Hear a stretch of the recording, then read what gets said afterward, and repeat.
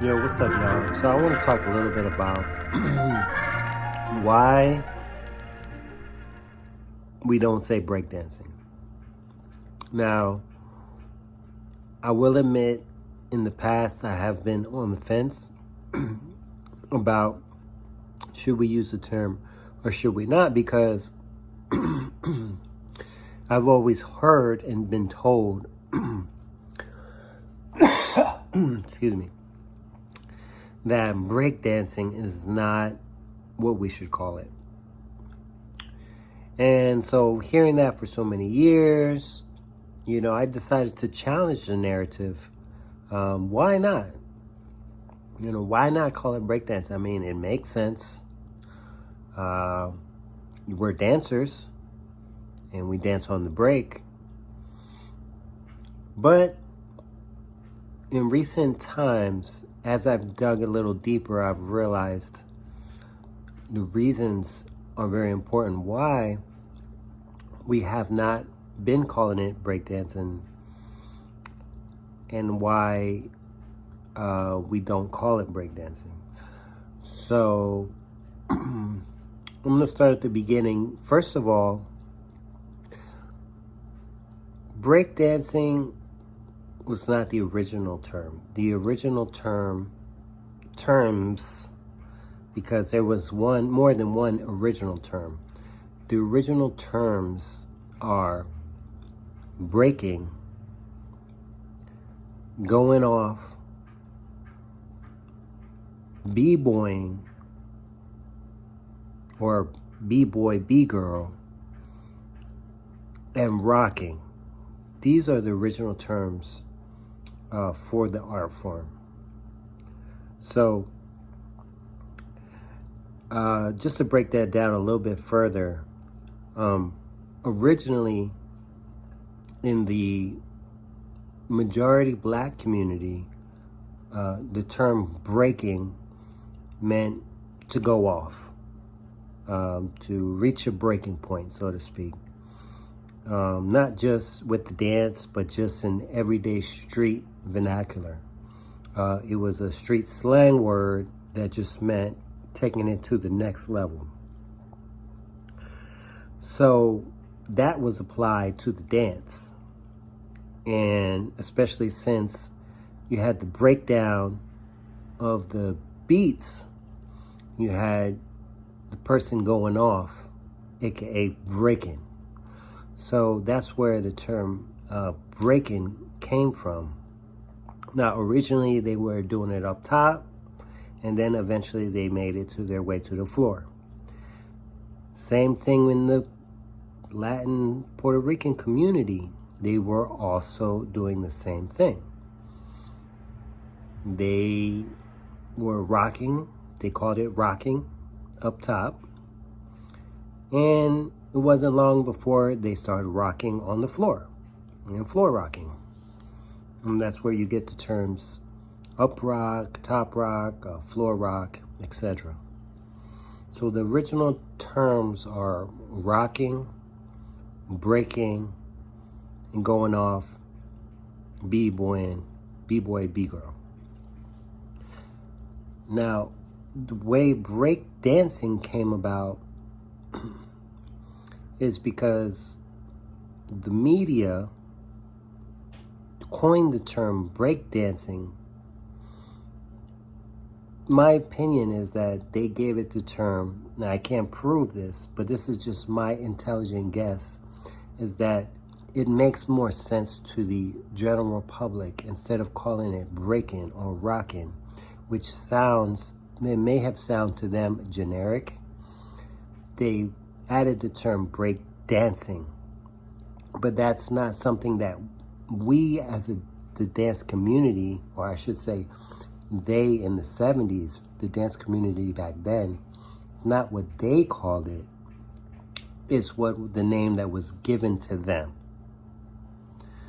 So the name that was given to them to be more palatable, you could say, to make more sense to the general public, break dancing. Now, the problem is that the term blew up. The dance blew up, and it became oversaturated. This is where you get into all of the corniness and the cheesy breakdancing that it became a craze throughout the United States and through the world. The breakdance craze. And after the craze was over, nobody wanted anything to do with breakdancing anymore because it was so oversaturated. So what happened was there was a documentary in the 90s. Breaking started to resurface itself, and the pioneers, the OGs, they corrected themselves and said, hey, look, break dancing was never the original name. The original name is breaking, rocking, going off. B-boy, B-girl. And so if you want to stay to the original essence of the dance, the original flavor and style and tradition of the dance, the actual art form that is not a trend, then you got to go with the original name of the movement, which is breaking. Rocking is no longer it's no longer a common term amongst the community because the rock dance itself up top survived and evolved as well. So to distinguish rocking from breaking, breaking became the common term and rocking became the common term for the dance that's stood up top and stays up top. So not to add to the confusion, rocking stayed rocking, breaking is referred to as on the floor. So that's why we don't necessarily call breaking rocking today. But in the early days, rocking was one of the original terms. So also along with breaking, b-boying. Now, in the 90s, there was a documentary put out by the Freshest Kids where all of the pioneers, let's just say majority pioneers, corrected themselves, and they said, we made a mistake. We went along with the narrative. We didn't correct the media. Okay, they didn't correct the media when the media started to coin their dance and their art form, break dancing. They were probably so excited that they were on the media that they didn't care. They were young, they were kids, they didn't think about it. They didn't know the future of it. So like I said, they got on the Freshest Kids, the #1 documentary that is the most extensive research history in one documentary film is the Freshest Kids. There's never been since then a more extensive, compiled history of the art form of breaking. And in that documentary, the pioneers take responsibility for not correcting and for going along with the narrative. But they made the correction that this is the original, this is the original term, these are the original terms, and that if you want to stay true to the dance, you must go with the original terms and names of this art form. And so since then, the dance community at large has never looked back to calling it breakdance. We've always looked forward, distinguishing ourselves from the stigma of cheesy, corny, breakdance craze that was a trend here one day and gone the next. Okay, we are an art form. So we're going to go by the original name, and we're going to stay true to the essence of the dance. So we're going to call it what it's called, what our community has always called it from the beginning. That's breaking B-boys and B-girls. So this is why we don't call it breakdancing. It's breaking, B-boying, B-boys, B-girls, breakers.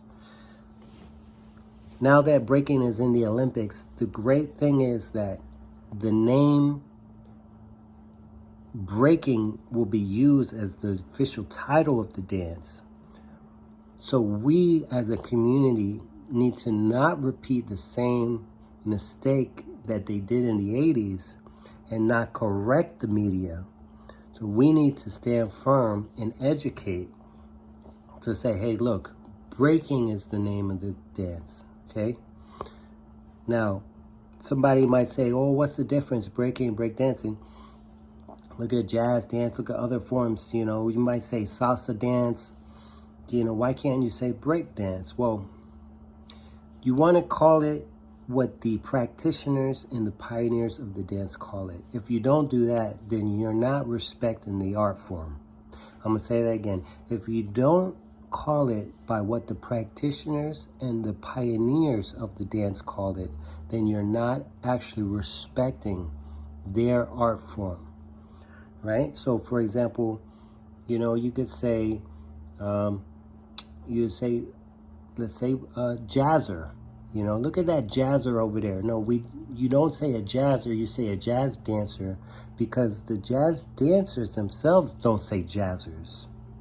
Okay, so likewise, we as B-boys, we don't say break dancers. So therefore, we should not call ourselves we don't call ourselves break dancers, so you should not call us break dancers. Poppers, for example, you don't say pop dancers, okay? You don't say pop dancers, okay?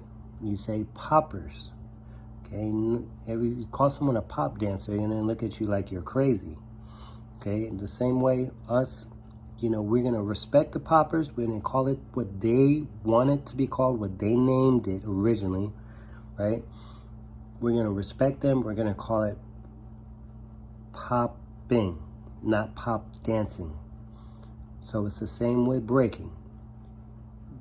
If we originally called it breakdancing, that would be one thing, but we never called it breakdancing, and we don't want ourselves to be associated with the term breakdancing because of the past history and baggage and stigma that's attached to it. So respect our dance, respect the pioneers.